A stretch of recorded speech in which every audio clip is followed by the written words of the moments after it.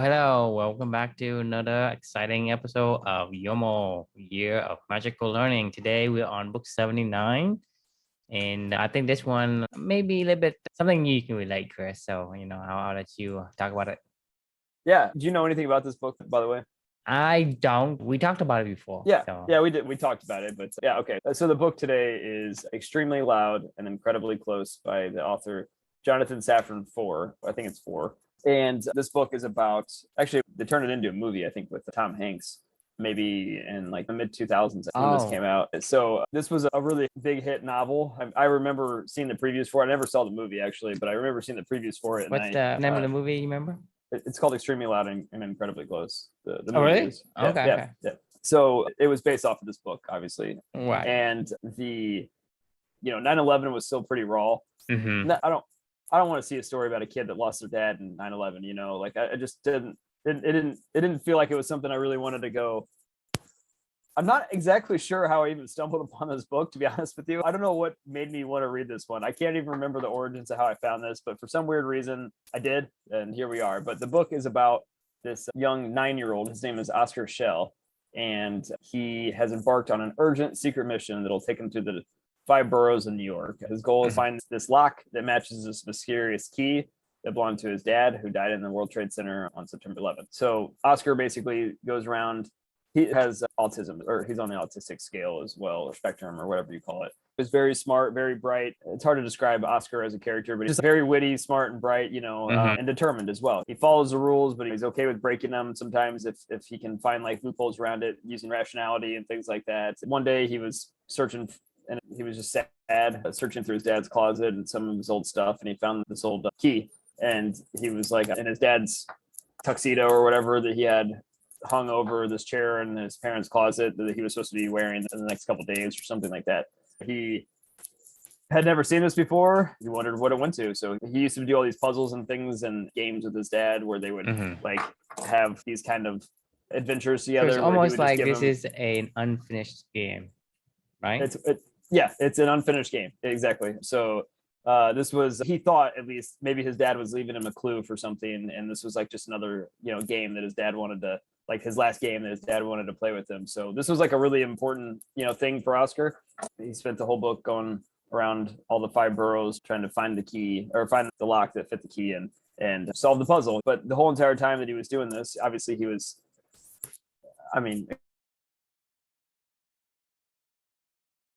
exploring a lot of things that he discovered along the way, but he also got to stay connected with his dad the whole entire time. And it was an interesting story. It's not a true story, so I have a little bit of problems with the author taking liberties of writing about such a sensitive topic that I don't know what the author's background is, but this is a pretty sensitive thing of not only the 9/11 tragedy, but autistic kid, a child losing a parent. There's a lot of really, really touching topics in this whole entire book, but at the same time, it was written pretty well, and I appreciated it. So it made me think of, onto the reflection, after I finished this book. This is one of those rare fiction books that I read, I guess, in this whole entire journey. But when I finished this book, the reflection title is "The Origin of Every Epic Quest is always pain," and this is my thoughts, I guess. Oscar was in a ton of pain. He missed his dad incredibly.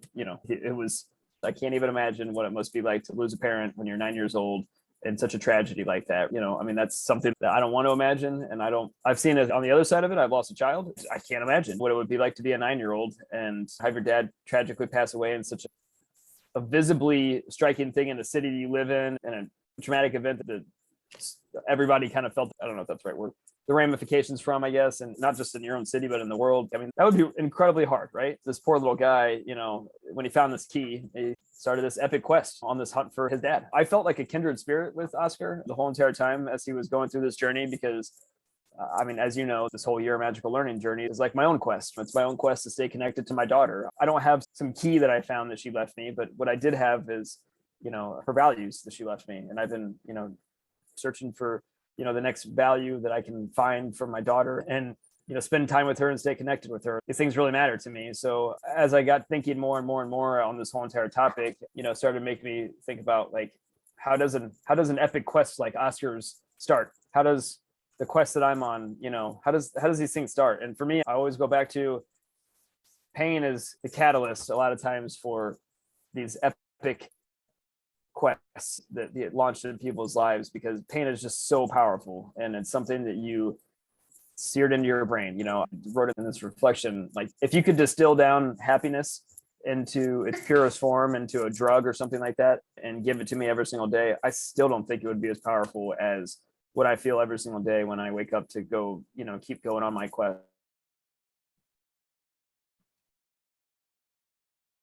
So felt very connected to Oskar through the whole story, and felt very, very much so. I mean, like rooting for him on his pain-filled quest, to find whatever answers he was looking to find. And obviously, we all know there is no answers. Another reflection down the road is it's I don't know where I'm going, but I know how I'll get there, kind of thing. And that's kind of how Oskar led his journey and how I led my journey as well. So I know you have different opinions, so I'd love to dive into this a little bit of the concept of every epic quest getting from pain. But either way, it's how do you harness, my question I left for everybody is how do you harness your pain to propel you forward as well? So yeah, I'd love to pause there and get your thoughts.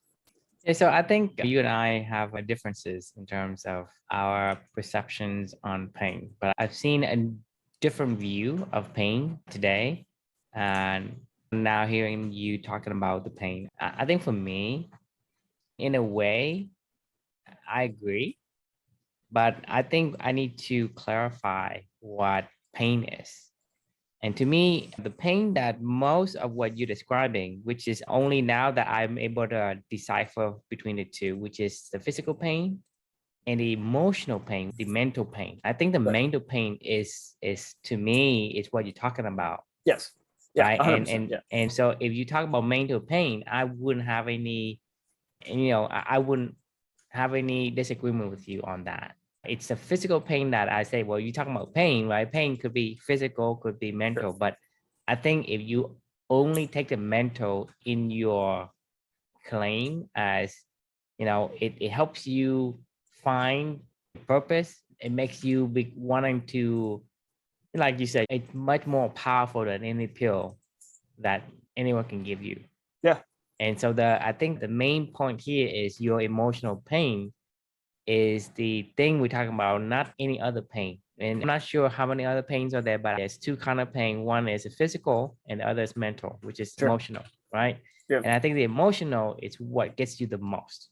Yeah. So for me, that's why I kind of get tripped up by the pain when you say, hey, pain, it's one of those things where you have to have pain to gain something or to go forward and whatnot. And I say, well, why, when you don't have to go through pain to grow? Right. I agree. I don't think you have to go through pain to grow. I think that you have to feel pain to go on an epic quest. You know what I mean? Like to make it a part of your life, to change your life. It's that atomic bomb. Oskar had an atomic bomb that went off in his life. Like you could go probably look at every epic quest that's ever been throughout humanity. And I mean, we could probably name a few right now. Like, let's just say the pilgrims that came over from, England to start the colonies, they were in pain. I mean, they wanted. Well, I would agree with you because I understand what you're referring to, which is emotional pain. And I don't have any other example of what it is not. And so I would have to agree with you that, yes, I would tend to agree with you that it needs to have the pain, which is emotional pain, which is the mental anguish. And to me, mental pain is essentially having lost something that belongs to you and having need for an answer to fulfill that missing piece. Because, for example, for you, or just to stay connected, like, or just to feel like that it's still well, a part of your no, life, because the thing is, you would not have feel the pain if you never had Amelia. You feel so much pain because she came to you, right? She came to you for 40 days, right? And then she's missing, and that's, to me, the separations and the missing part of things that you had. It's what the mental anguish becomes so great. Same thing with Oskar, right? He has his dad and he has this games that he plays with his dad when he's young. And then when he's no longer there, there's a part of his life feels like it's missing something, right? And when you have something that's missing, a part of yourself, you're not yourself. And when that's the case, when you are in that state, then you are looking for an answer. And anything with your memory of your daughter will give you the energy and fuel to go on a quest. A quest, like we said before, is a question. Right. I want to know something, right? Whatever it is, what is this key for? What will my daughter be like if she were still alive? That's why the state of missing something forces you to find it in any way possible. It's a powerful drive. And for me, like I said, only today that I'm able to have a little bit more understanding of what you meant when you say pain. Because before I would say, well, in pain in general, there's a bunch of pain. So it's not necessarily going to be, if you give me some physical pain that it's going to make me this or that, it won't drive me necessarily. It could, but it's not always. I think having a specific target on what kind of pain that is makes a lot of sense. Today, I would agree with you.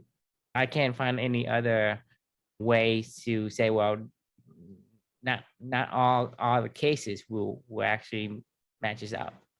Right. Pain's a difficult topic for me personally. I feel like, just going back to what you were saying, I was telling my wife this the other day, actually. We were on a walk and talking about Amelia while we were walking Luca around. I told her, like, and she agrees with me 100%, but I feel like a part of me died when Amelia died. I don't know how to describe it better than that, but there's a piece of me missing. That's how I see it. Right. Because the thing is, if you never had Amelia, you would not have missing that. But once you had to make the connections there, you become a different person. And then when she died, it's when you're missing that part of yourself. You're no longer that person. Exactly. And so you always strive to make yourself whole again. Right. I know what I'm doing, like, rationally, and I'm okay with it. You need to have something to feel, whether that's a quest, whether that's this year of magical learning, or you pivot on your life, on your outlook, and the way you live your life. The values you hold now are different than before your daughter came. 100%. So I remember what we were talking about when we were on this walk. We were listening to a book recently. We always listen to an audiobook together these days when we're going on walks and stuff. We started a new book called The Anomaly. It's a fiction book that she had interest in. I was like, yeah, fine. She likes fiction. So we've been doing this fiction book together. One of the characters in this book was dying of cancer, and they were talking about treatment options. Basically, you're gonna die, And then they were talking about, well, should we go through chemo? Should we try radiation? Should we do all this? And they were talking about all the side effects. And I was telling her, like, I don't get why people do that. She was like, well, people want to fight for that last few minutes of time that they can have with people. And I go, I don't want that. Like, I get that, but I don't want the last few minutes of my time with my closest loved ones to be spent puking in a bucket and knowing that I'm going to die and trying anything and everything to, my quality of life being shit. I was like, I'd rather spend that time now, like, in doing the things that I care about with the people that I care about. And know that if that ever happens to me, that I feel okay with that. That's the paradigm shift that Amelia put me into, is like, I'm not afraid. If somebody told me tomorrow that I had terminal cancer, I'd be like, well, that, it is what it is. I'm happy with my life right now. It's like, it goes back to like Tuesdays with Maury, right? Like, the perfect day is ordinary. And he discovered this stuff when he was diagnosed with ALS, and he was reflecting back on his life. And he's like, if I could do anything, I would do the stuff that I've always done, which is,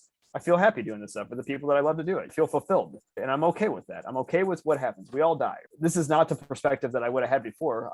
Before Amelia. I mean, I would have been terrified if I would have been diagnosed with cancer and terminal cancer and been like, yeah, I'm going to fight, like, it's a fine line, right? I talk a lot about enduring. We talk about a lot of enduring and fighting and never quitting and all that other stuff, right? Like, when shit gets thrown in your face and you can survive and overcome, you fight. Like Amelia, she fought for every single breath that she had in this world. And I will never not fight for the chance at life.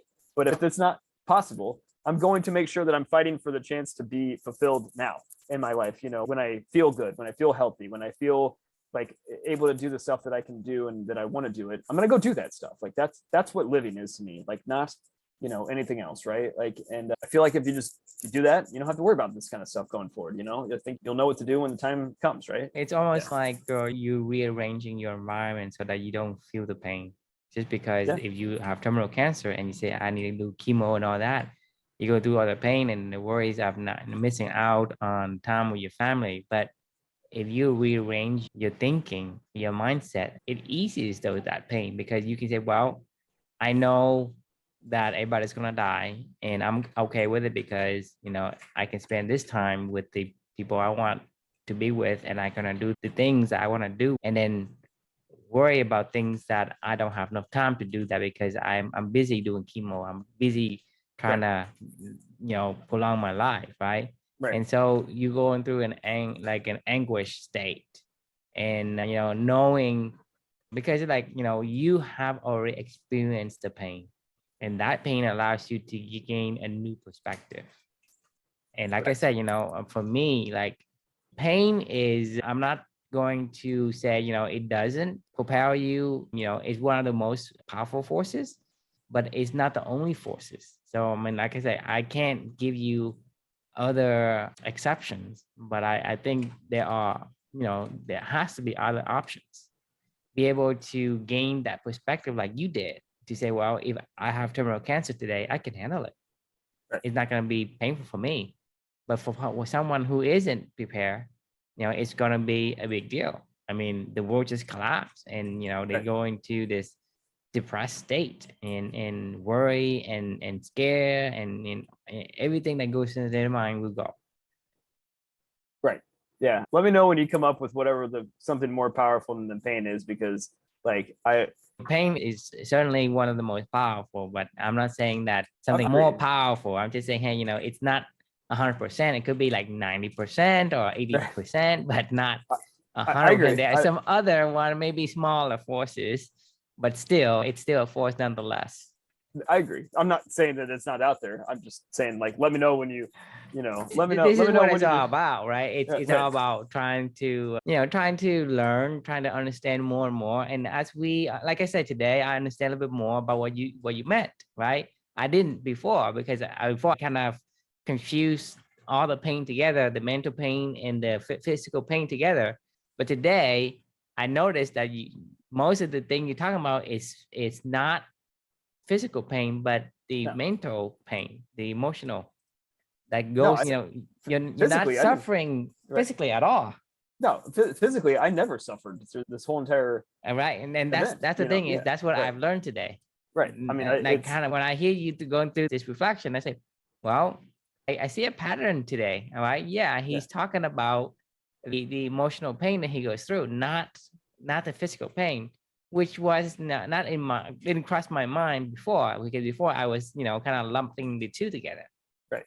That's the whole purpose through pain. That's how I ended up finding you. That was how we connected on all this stuff. I'm chasing my daughter. I'm going to bring as many people along the ride as I can. And I'm glad that you're on this ride with me. I mean, I'm so grateful that you're doing this stuff with me, because like it helps me to keep going on this quest. I need you to do this quest together. At a certain point in time, Amelia is always going to be the driver that makes me keep doing this stuff. But this quest is bigger than me. Oscar's quest turned into something bigger than Oscar in the book. It united Right. a whole lot of other people. And that's what the power of a great quest is. I'm not saying that you're not on your own quest. You are. We'll unite up on everybody's quests along the journey. Hitching a ride together, Right. along the way, say, hey, you going that way? Oh, I'm going that way too, Eventually, our quest going to diverge in different directions, but until then, we're on this same path together, and Right. yeah, and we could use each other's support. Exactly. And that's what this is all about, right? Yeah. I appreciate you listening to this one. This one was a little bit more touchy feely, I would say, than most of our topics, but all is important, and understanding this whole year of magical learning, right? So the question, any final thoughts, or do you want to finish off with the question for the audience here, and we can? Yeah, I think pain could be one of those things where it could be used for bettering yourself or make you feel worse. So you got to figure out which one you want, right? Sometimes pain could put you into a spiraling depression. Right. Is that what you want? Or you can say, hey, I'm going to use this pain to get out of it and to jettison out of whatever places you don't want to be. Just like for you, Chris, you rise from the crumbles, from the other rubbles, and then you build Amelia Tower. You build this new self, right? Or you could be some depressed person, divorced and lonely and sad. It's a choice. But when pain comes, you have a choice. You To do. harness it, or to let it, run over you. So that's my final thought. Yeah. My final thought is, anybody that talks about this kind of stuff in the terms of this is beneficial to somebody, like, they don't understand it at all. Like, because it's never beneficial, because no matter what city arises from the ashes of anybody's life, if they choose to take that path and turn their pain into a purpose, it's always built on rubble. It's always built on destruction. It's always built on a life that they didn't want to have gone, disappeared. It's I don't get touchy about a lot of things these days, but I get really touchy about when people talk about pain and like, no pain, no gain. Like you go find the pain so you can, experience the gains, right? You don't understand. If you think that's the case, then you don't understand pain. Right. If that's what you're don't go searching for pain. It'll find you. It'll no come. matter what. No matter, It'll come. Right. It'll find you. Just be ready for what you're going to do with it when it comes. That's the most important thing about this whole learning journey for everybody else following along. We can help other people to understand these things and to help prepare them for choosing purpose in the future, or giving them an ecosystem to channel their pain into something else bigger than themselves. Like, that's what we want. That's what we're here for. Like, that's what this is all about. So I hope that's the case. If anybody's out there listening to this and, wants to a platform or an ecosystem or others to talk about and to channel this stuff, like, where to find us. So come find us, and we'll welcome you with open arms. But until then, leave you with the question of, how can you harness your pain to propel you forward? And if that means joining our little ragtag crew of Club Any members, then come on down, and we'll see you all tomorrow. Bye.